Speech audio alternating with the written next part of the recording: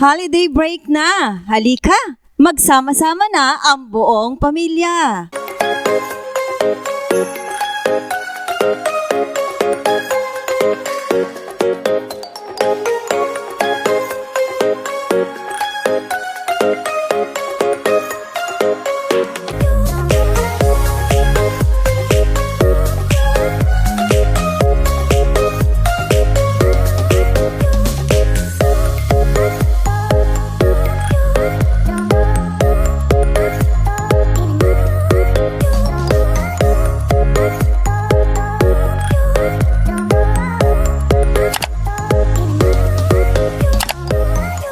Good morning once again and welcome to Usapang Kristiyanong Tahanan. Oh, good morning mga Yes! So, diba?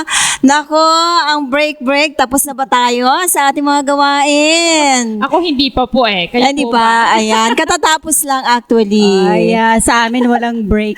Ay, walang break. Dire-diretso. Dire-diretso.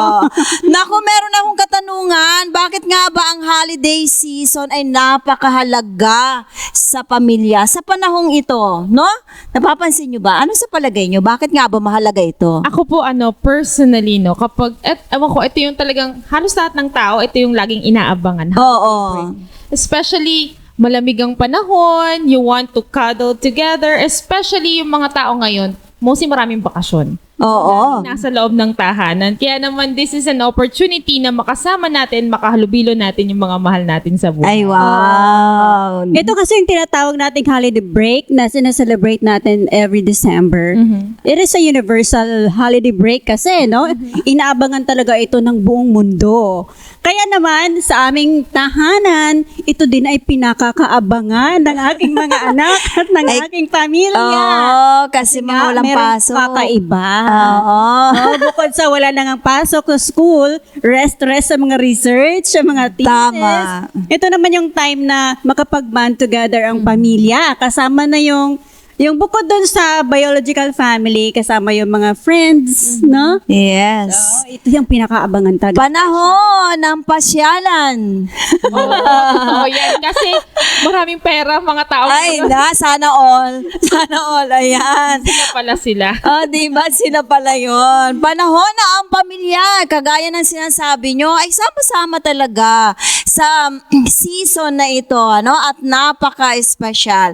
Kaya sa araw na ito, pag-uusapan natin ang fostering a sense of togetherness and joy. Siyempre, habang tayo ay nagbabakasyon, habang nagsasama-sama ang pamilya, abay hindi naman pwedeng kanya-kanya ng cellphone or gadget at kanya-kanyang sulok na lang, di ba? Parang nangyayari yun. Ano? Ay, yes.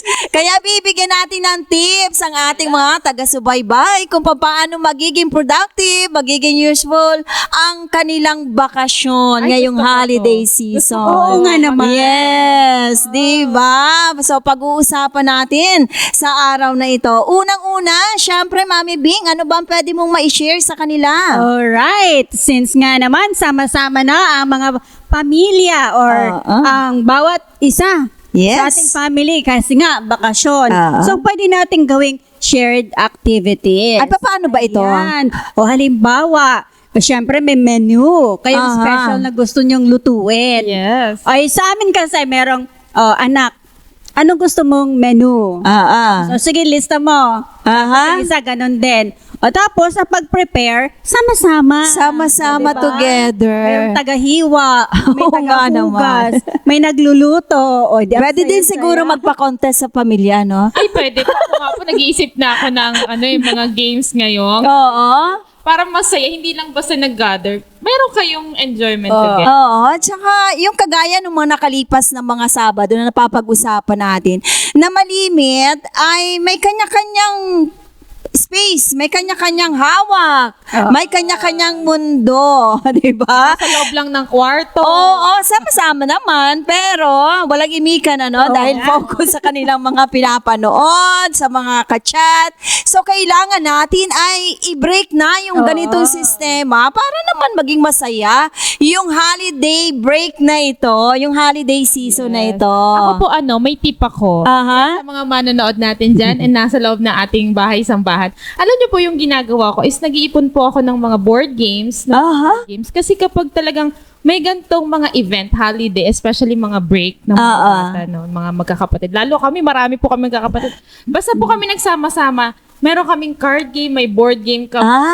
Oo. Mag-e-enjoy. Kasi i-stack mo siya, pero eventually magagamit mo siya. Yes, Ayun, yes. magandang tip. Kasi medyo mahaba-haba, syempre, yung araw na walang pasok. Nakakainip din naman yung galing ka sa trabaho, tapos biglang titigil. Di ba nakakainip din after 3 days, Oo nga 4 days? So, dapat talaga merong mga ginagawa. Oo, merong alternative. Oo, pero ang pinakamahalaga, sabi mo nga, Mami Bing, is shared activities. Oo. Di ba? Meron ka ba na pwedeng ma-share sa ating mga tagapanood?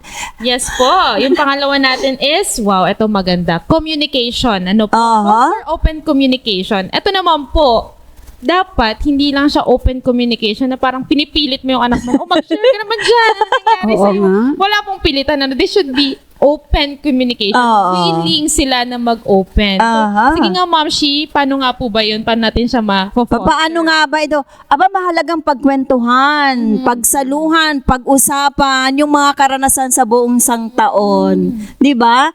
Halimbawa sa maliliit na mga bata, o kamusta man ang naranasan mo? Halimbawa, noong January, may naalaala ka ba? Meron ka bang memorable na experience? No, yung Hindi mo naitatak mo sa iyong isipan, 'di ba? So sa pamagitan napapractice syempre yung communication ng maging maliliit na bata. And aside from that, syempre, nagbabakasyon nga tayo, ay dapat naman may salitaan. May open communication, panahon para magkamustahan. Ayun, napakahalaga ng mga bagay na ito. Pero kasi meron akong isang concern Oo. dyan. Dahil nga meron akong na-met na family or may nagsabi sa akin na isang member ng family na pinag-uusapan nga natin itong open communication. What if naman daw kasi na hindi komportable, i-open sa family yung kanyang gustong i-open. So, paano ba daw yun natin sila mabigyan ng tip? Aha. Yung may ganong sitwasyon. Oo, dapat sa miyembro ng pamilya meron talagang marunong mag-lead. If not, at kailangan talaga, dito pumapasok yung mga professional help. Oh, okay. Lalo na kung ang isipin na ito, yung nararamdaman na ito ay nakakaapekto na sa relasyon, sa sarili, at sa buong pamilya. I think hindi na kailangang patagalin, no? Hindi kailangan palampasin yung pagkakataon kasi po, kapag ito ay hinayaan yung tumagal ng tumagal, masasapawan, madadagdagan, magiging malaking problema hanggang sa punto, baka mawala na yung sarili mo. At maaapektuhan ang buong pamilya. Oo, ang mangyari dyan, kanya-kanya. Yes. Huwag po tayong mahihiyang humingi ng tulong sa mga professionals. Meron tayong mga counselors. Kung sino yung inyong pinakamalapit na kaibigan na pagkakatiwalaan nyo na hindi naman kayo ichichismis. Oo. O, diba? No? Na-realize ko po kaya po siguro dapat habang bata pa ang mga anak, ngayon pa lang simulan na natin yung open communication. Yes. Ma-feel nila na safe sila. Oo. Totoo yun. Sabi Yung sila hindi nila maramdaman yung wall. Yeah. Oo. Halimbawa, yung simpleng pagtatanong, kamusta ka sa araw na ito? Pag sinabi ng anak mo, ng asawa mo, okay lang. Huwag ka pa satisfied. Oo. Doon sa okay lang na sagot. Linawin mo. Anong okay lang? Yes. Nangyari. Ayan, di ba? Anong ibig mong sabihin ng okay? Yung pagsabing okay, pero makikita mo sa mata, hindi naman masaya. Oo. So, dapat maging alerto tayo doon. Dapat maging aware, dapat observant tayo para matutunan ng bawat miyembro ng tahanan yung open communication na ating Oo sinasabi. nga, kasi Di ba? kailangan talaga ito itong open Yes. communication para naman yung bawat isa ay maging safe sa bawat isa. Totoo yan. At mapapansin nyo kapag ginagawa natin ito, pagdating ng end ng bakasyon, sasabihin mo, hala, kulang pa yung araw. Bitin, di ba? Kasi na-enjoy mo talaga yung holiday break.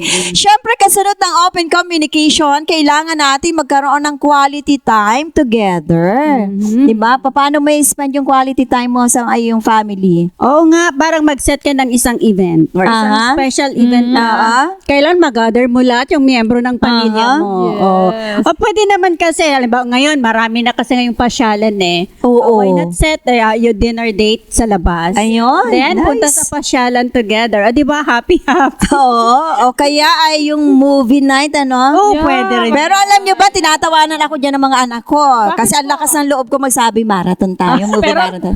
Tutulugan mo yata. Tinutulog. Wala pang ilang minuto. Ay, naghihikap na. Nako, paano magka-quality time yun? Natutulog ang isa. Pero maraming paraan, ano? Ako po na-realize ko, no, kasi baka isipin ng, lalo ngayon, di ba, maghahanda ka lang kapag 24 ng gabi or 30 ng gabi. Pero naisip ko lang, what if biglaan, no, mag-special dinner ka sa loob ng bahay, mag-prepare ka with candle. Oh, wow, very special. Tapos Oo. parang kasi uso yan sa Amerika, di ba po? Yung nagkakaroon sila ng dinner talaga na naka-dress sila. Oo. Totoo yan. Which is, pwede natin siyang i-practice dito sa tahanan natin. So, Yes, Pero napakaganda nun. kami nga mag-asawa, nag-prepare kami. Parang pinaghandaan namin yung, doon, ipinaayos namin yung aming TV, yung aming mga speakers kasi magkakantahan daw kami. Wow. Marathon daw Ay, kami. wow. Walang tulugan, ha?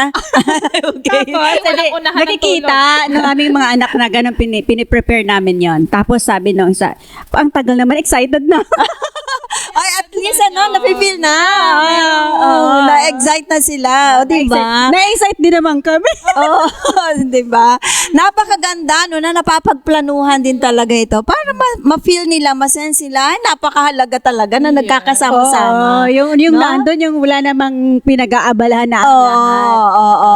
Ay, yes. Meron pa ba tayo na pwedeng maibigay sa ating mga taga-subaybay? Yes, idadagdag natin yung traditions. Oh. So, establish and maintain family tradition. So, meron kasi tayong kinalakang mga tradition eh. Totoo Tulad po. doon, di ba kayong mag-asawa, yung asawa mo, may kanya siyang kinalakang tradition. Ikaw, Totoo yan. and then, so pwede naman yung i-celebrate together. Oh, yes. Tsaka yung mga visitation talaga, no? Opo. Ito yung mga season na talagang uso yung mamamasyal ka sa mga relatives, sa mga kaibigan, di ba? Opo, yan. Nakakatuwang isipin at ramdam, ano, tama ba yung Tagalog? Ramdamin o damdam, ano, yun ba ang tamang term doon? Ramdamin. Ayun.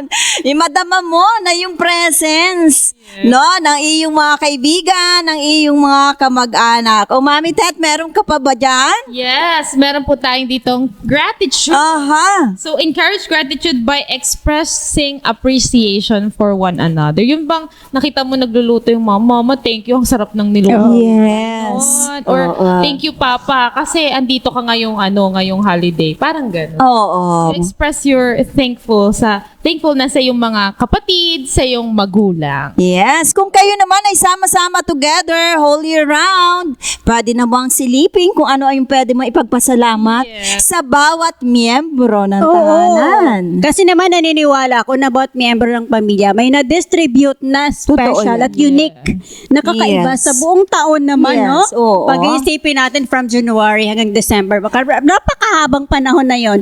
At I'm sure na every member of the family has its own unique na Yes. na-contribute sa pamilya. Totoo yan. Huwag po nating kalilimutan na ating makita ang mga kabutihang nagagawa ng miyembro ng ating pamilya. Sa sarili nga, pwede mong ma-appreciate yung sarili mo. Marap ka sa salamin, ang galing mo today.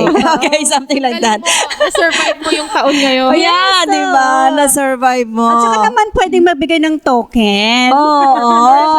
So, ko yun. For yourself. Oo, And then- minsan kung wala talaga, ay ba, yung hug mo yung self mo, no? Appreciate. Yes, diba? no? Napakalaking bagay Oo, yun. very simple, hindi kailangan gumastos ng napakalaki. Hindi natin iisipin na, hindi naman kami makapag-celebrate kasi wala namang kaming pera. pera. Oo, no. Ako po na-realize ko dito sa thankfulness. So, pwede pala sa loob ng tahanan, kayo, like, mag-circle kayo, no? Oo, Ask oo. one another, ano yung pinasasalamatan mo ngayon taon. Tapos, pwedeng iba-ibang kategory o sa kaibigan mo, ano namang pinasasalamatan Yes. mo. O sa trabaho mo, ano Oo. namang, parang ganun. Kung anong meron sa kanila, di ba? O bilang isang estudyante, o sa isang maliit na bata, sa kanyang playmates, sa mga laruan na meron siya. Ano ring nakikilala mo yung anak mo. True, Yung, true. At alam niyo ba, sa pamamagitan ng ganyan, natututo din yung ating mga miyembro ng pamilya na magkaroon ng open communication. Yan, Diba? Parang isang way yan Oo. na yung open communication, no? Mag-start kung hindi naman, kung meron ngang dating wall, parang sa ganung pamamaraan, mabubuksan mo. Yes, No? yes. Sa ganon. Nakakatuwa, no? Na simpleng bagay na gusto mong i-appreciate, pero ang daming kasunod na matututunan. Pagbibigay ng quality time, ng communication, Yeah, andun na lahat. gratitude. Abay, andun na. Napakaganda po ng mga ganitong gawain. Napakasimple pero napakahalaga po na magko-contribute ng magandang relasyon sa loob ng tahanan, Yes. 'di ba? At ang pinaka-last po na nais namin ipagkaloob sa inyo na tips ngayong holiday season is teamwork. wow. Teamwork saan to kaya? Sa loob ng tahanan. Yes. Kasi team na Teamwork. tayo eh. Oo. Magkakaroon pa ng ibang team, no? Hindi ka pwedeng sumali sa ibang team. Oo. Tayo. Oo, teamwork sa gawaing bahay. Teamwork sa activity kung ano man yung pwede nyong gawin. Di ba? Sa pagluluto, Oo. paglilinis ng bahay, Ayun, yan ang magandang teamwork. At paglalaba. imagine niyo naman mga mamshis, buong isang taon na tayo abalang-abala. Buong isang taon napaka-busy ang bawat miyembro ng pamilya. Aba, ay salamat na lang meron tayong ganitong holiday season. Opportunity na tayo ay magkatulungan sa isa't isa. Oo. At pag sinabi mo namang teamwork, pag sinabi mong maglalaba, at pag lahat naman kayo ay sama-samang nagtrabaho, mabilis na Ay, naman. apakabilis matapos. Napakadali, masaya pa. Oo. Hindi lang isa ang napapagod, Oo, habang nagaan lang, may basaan pa ng tubig. Di ba? Diba? Nag-enjoy talaga. Enjoy pa. Ito po, isa pa, no? Pagdating sa teamwork, especially kapag lahat na kayo nagtatrabaho magkakapatid. Oo. Di ba pag mga gantong holiday, ikaw, magtotoka-toka ka na ngayon. Oo. Dalhin mo yan. Ito sa'yo, dessert. Totoo yan. Ito sa'yo, dishes, ulam. Di ba po? Oo. Kasi hindi mo pwedeng, aasahan na magulang mo yung maghahanda. Sila lahat. Teamwork, no? Lahat Yes. ng pagkain Oo. ng holiday. Hanggang mabuo yung lamesa, iba-ibang putahe. Wow! Naku, nakaka-excite talaga. At alam nyo ba, working together towards a common goal reinforces a sense of unity and shared purpose. Oo, kasi wala man tayong ibang purpose na hinahangad dito kung di natin ay makita natin yung kaligayahan, True. masaya ang bawat miyembro ng pamilya. True. And even the Bible, sinasabi, di ba, sa Psalms 133:1, how good and pleasant it is when God's people live together in unity. O saan ka pa? Dapat magkaisa talaga ang buong pamilya. Oo. Aba, nakakalungkot naman pong isipin, mahal namin mga taga-usapang Kristiyanong tahanan, kung ang bawat miyembro ng pamilya ay sa iba nakikipag-unite. Sa iba nakiki-holiday break, no? Oo, sana maging bahagi lang yun ng pasyal nila, Yes, no? oo. Pero maging prioridad, sana ang pagsama-sama sa buong pamilya, no? Sa loob ng tahanan. At wag naman sana mangyari na sa break, no, sa magandang special event, ang maiiwan sa bahay si nanay at si tatay na. Emptiness daw kasi, dahil malalaki na. Kasi malalaki na sila, may kanya-kanya daw silang pupuntahan. Oo, no? very common yan, alam mo, sa mga Kaya nga magulang, eh. ano? Mga anak, aming nais na kayo tawagan, inyo naman dalawin at pasayahin din ang inyong mga magulang. Samahan nyo din, di ba? Oo. Para ma-enjoy nila ang holiday break na ito, a holiday season na ito, di ba? Naku, ating ulitin nga ang nais nating ibahagi sa kanila. Unang-una, ang shared activities. Sunod. Communication, Quality time traditions, Gratitude. And last natin and teamwork. Ayan, napakaganda po, napakasimple, mahal namin mga taga-subaybay. The key is to be present, be attentive, and appreciative of each other's company. yes, at dadagdagan ko, be creative para mag-enjoy ang lahat. True. Ayan. Ang lahat pong yan ay handog lamang sa inyo ng Usapang Kristiyanong Tahanan.